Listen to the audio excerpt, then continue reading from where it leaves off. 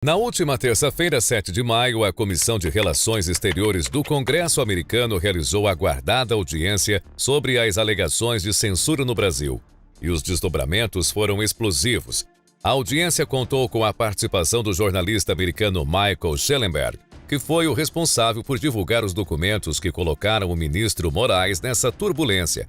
Teve a presença também do CEO do Rumble, Chris Pavlovski, que preferiu sair do Brasil a ter que censurar seus usuários, do jornalista brasileiro Paulo Figueiredo e do professor de estudos brasileiros Fábio de Sais Silva. Apesar da audiência de Elon Musk, a sessão trouxe à tona debates acalorados e revelações impactantes. E mais, após a audiência descobriu-se que uma nova lei está em andamento no Congresso americano.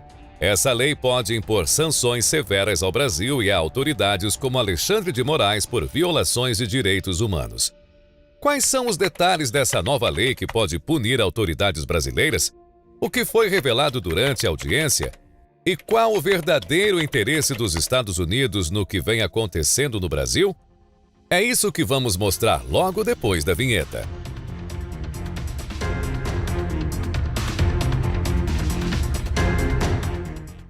Antes da gente apresentar os desdobramentos da audiência americana sobre a censura no Brasil, deixe eu pedir a sua ajuda. Nós estamos começando hoje a campanha para realizar nosso sonho de alcançar 1 milhão de inscritos. 95% das pessoas que assistem nosso canal não são inscritos. Então, se você é uma dessas pessoas que curte nosso conteúdo, mas não se inscreveu, se inscreva agora e nos ajude. Não custa nada para você. Mas pra gente é super importante. E desde já, muito obrigado. Se inscreveu e ativou as notificações? Então vamos para o conteúdo. No segundo vídeo dessa série, a gente avisou que dia 7 haveria uma audiência no Congresso americano sobre os casos de censura no Brasil. Pois bem, a informação estava correta. No dia 7, deputados republicanos, que é a direita americana, e deputados democratas, que representam a esquerda, se reuniram no Comitê de Relações Exteriores para sabatinar 4 testemunhas e entender o que de fato está acontecendo no Brasil. A audiência foi presidida pelo deputado de direita Christopher Smith, que abriu os trabalhos com uma forte declaração. Since late 2022, Brazilians have been subject to grave human rights violations committed by Brazilian officials on a vast scale. Documented right violations in Brazil include the political abuse of legal procedures to persecute political opposition, including jailing opposition figures on spurious charges, violations of freedom of speech and media freedom, including persecution of journalists, the silencing of opposition media, banning individuals from social media, thinly veiled censorship laws claiming to fight disinformation, and many violations of rule of law and judicial malfeasance. Em sua fala, ele ainda diz que a defesa da liberdade de expressão não se trata de uma disputa entre esquerda e direita, mas sim de um direito fundamental de todo cidadão. Ele chegou a dizer que discorda de Elon Musk em muitos aspectos, porém o agradece por sua firme oposição à censura. Ele ainda expressou preocupação de que o Brasil possa estar seguindo os rumos de Cuba. Entre as testemunhas, o canadense Chris Pavlovski, CEO da plataforma Rumble, foi o primeiro a dar o seu depoimento sobre a relação da plataforma com o judiciário brasileiro. Ele iniciou explicando que a Rumble foi fundada para proteger uma internet livre e aberta, acreditando que todos se beneficiam quando há um mercado diversificado de ideias e opiniões.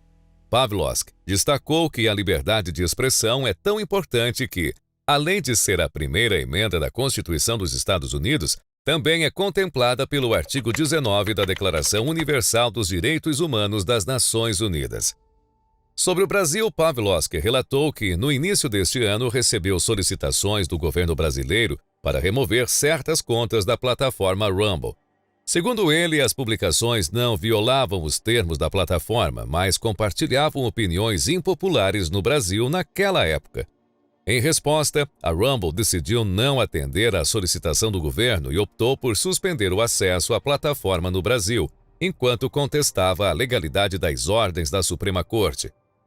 Ele concluiu com uma declaração poderosa, abre aspas, hoje é a Rumble, ontem foi o X e amanhã pode ser o New York Times. A plataforma não importa. O que importa é garantir o direito à liberdade de expressão. Fecha aspas. O segundo a receber a palavra foi Michael Schellenberg, o jornalista americano responsável pelo Twitter Files Brasil, que deu início a toda essa discussão. Durante seu depoimento, ele fez uma grave acusação. Schellenberger começou ressaltando como a liberdade de expressão é protegida pela Constituição dos Estados Unidos e complementou afirmando que hoje o Brasil não é mais uma democracia liberal, mas sim uma democracia iliberal, onde as pessoas têm medo de expressar suas opiniões por medo de punição. Ele revelou que agora está sendo investigado pela Polícia Federal e pelo Procurador-Geral do Brasil apenas por expor esses fatos. Em uma acusação bombástica, Schellenberger afirmou que as evidências sugerem que o Supremo Tribunal Federal, STF, e o Tribunal Superior Eleitoral, TSE, sob forte influência do ministro Alexandre de Moraes, estão interferindo diretamente nas eleições. Ele alegou que estão exigindo o bloqueio de jornalistas e políticos em todas as plataformas de mídia social, não apenas a remoção de conteúdos, mas o banimento total das redes sociais, muitas vezes sem direito a recurso. Segundo ele, a censura no Brasil é a pior que ele já viu em qualquer democracia ocidental. Schellenberger concluiu sua fala com um alerta. Abre aspas. A democracia do Brasil está em risco, apesar de suas fortes proteções constitucionais. O próximo a ter a palavra foi o jornalista brasileiro Paulo Figueiredo. Ele começou dizendo que é a prova viva das violações de direitos no Brasil. Paulo exaltou o legado de sua família, destacando o seu avô, João Figueiredo, que se tornou o 30º presidente do Brasil em 1979, com a tarefa de acabar com o regime militar. Ele relatou que, até o final de 2022, ano da última eleição presidencial, era comentarista político da Jovem Pan News, considerado o melhor programa do país no nicho. Paulo era um dos jornalistas políticos mais influentes do Brasil, mas em dezembro de 2022 teve suas contas nas redes sociais bloqueadas, seus ativos financeiros congelados e o seu passaporte brasileiro cancelado. Vale salientar que Paulo mora nos Estados Unidos desde 2016. Após os eventos de 8 de janeiro, a Jovem Pan News foi acusada de incentivar os atos e sofreu sanções, resultando na demissão de vários jornalistas, incluindo Paulo. Ele também mencionou os casos de outras figuras proeminentes como Rodrigo Constantino, Alan dos Santos, Guilherme Fiuza, Nicolas Ferreira, Marcel Van Hatten, Gustavo Gayer, Monark e a ex-juíza Ludmila Grillo, que trouxe uma informação bombástica sobre a possível criação de uma nova lei que vai acertar em cheio o ministro Moraes. Vamos falar sobre isso daqui a pouco. Paulo ainda destacou as ações de Moraes e mencionou a visita do FBI ao TSE, reforçando a gravidade das interferências na liberdade de expressão no Brasil. Por fim, falou Fábio de Sá e Silva, que abordou mais os temas sobre o 8 de janeiro e a tentativa de golpe do ex-presidente Bolsonaro, que afirmou que essa narrativa que está havendo censura no Brasil é sem sentido. É importante frisar que Fábio foi a testemunha convidada pela esquerda. Um momento importante da audiência foi quando a republicana Maria Elvira Salazar teve o seu momento de fala e já iniciou com um discurso pesado. Unfortunately, while I was doing my research, I just came to the conclusion that now Brazil not only has a convicted felon for political corruption as president, Ignacio Lula da Silva, but now has a totalitarian operator as the Chief Justice of the Supreme Court, called Alexandre de Moraes. Wow.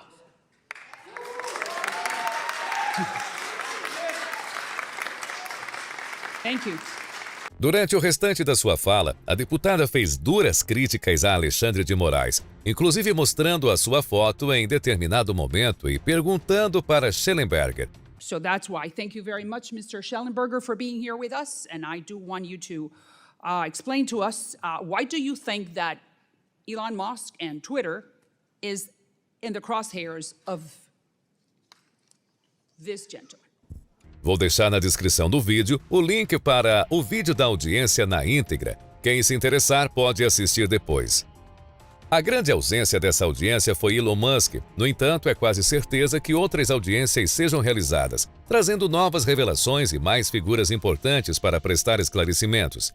É bem possível que outras plataformas de mídia social, como o Facebook de Mark Zuckerberg, também seja chamada para falar sobre as decisões totalitárias do Brasil e suas implicações na liberdade de expressão. Essa primeira audiência foi apenas um pequeno vislumbre do que está por vir. O Congresso americano ainda vai se aprofundar muito nesse assunto, investigando minuciosamente as alegações de censura e interferência nas eleições. Mas talvez a principal informação desse assunto não veio da audiência, ela surgiu alguns dias depois. Isso porque no dia 12 de maio, a ex-juíza Ludmila Grillo fez uma live comentando sobre a audiência e acabou revelando algo explosivo. Então depois a gente saiu da audiência, né, e a gente acabou indo ao gabinete do deputado Chris Smith. Tá? Então, só para vocês saberem, a audiência acaba, mas as pautas ali continuam, né? As pautas internas. E o fato é o seguinte, a gente já sabe, né? Eu já sei, inclusive, o conteúdo, não posso ir além disso, não posso falar aqui, mas já há uma minuta do Brazil Human Rights Act. Já existe uma lei já minutada. Aí eu já não posso entrar em muitos detalhes, eu já li, mas não posso entrar em detalhes. Mas o fato é que existem algumas sanções, não apenas ao Estado brasileiro, mas para as pessoas, as autoridades. Tá bom, Moraes? As autoridades que contribuíram diretamente, direta ou indiretamente, para que essas violações de direitos humanos acontecessem. Então vai vir lei aí, tá? Vai vir lei aí contra o Brasil, estabelecendo sanções, e especificamente as autoridades que participaram disso. Essa informação caiu como uma bomba. Outras informações que foram surgindo depois dizem que uma das sanções impostas pela justiça americana será a de cancelar o visto americano de Moraes, o que certamente desencadeará uma série de outras restrições. E as sanções não seriam impostas apenas a Moraes, mas a todos os envolvidos em tais casos de censura. Moraes, inclusive, tinha uma viagem marcada para Nova York, mas que acabou cancelando. Algumas pessoas ventilaram a possibilidade de Moraes estar receoso em perder o seu visto, informações que, obviamente, não foi confirmada e não passa de especulações. Mas você deve se perguntar, o que os Estados Unidos têm a ver com o que está acontecendo no Brasil? O que acontece é que, por se tratar de empresas americanas, eles têm obrigação de investigar o assunto para saber se tais empresas estão colaborando com a censura no Brasil. Obviamente que, para investigar as empresas, é preciso também investigar os envolvidos, como o Alexandre de Moraes, por exemplo. Isso não é porque eles são bonzinhos e querem nos ajudar. Obviamente, os americanos têm interesses por trás. A verdade é que o cerco está cada vez mais se fechando em torno de Alexandre de Moraes. Muitas pessoas falam que a melhor saída para ele é o impeachment. Apesar do assunto estar escalando cada vez mais e ganhando mais e mais destaque, ele está longe de acabar.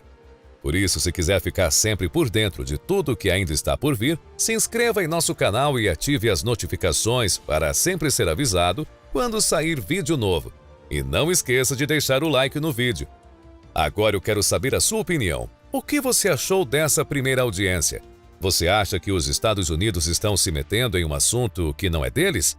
Deixa pra gente nos comentários. Nós separamos esses 2 vídeos para você. Clique em um deles e nos vemos lá. Um grande abraço a todos, fiquem com Deus e até a próxima!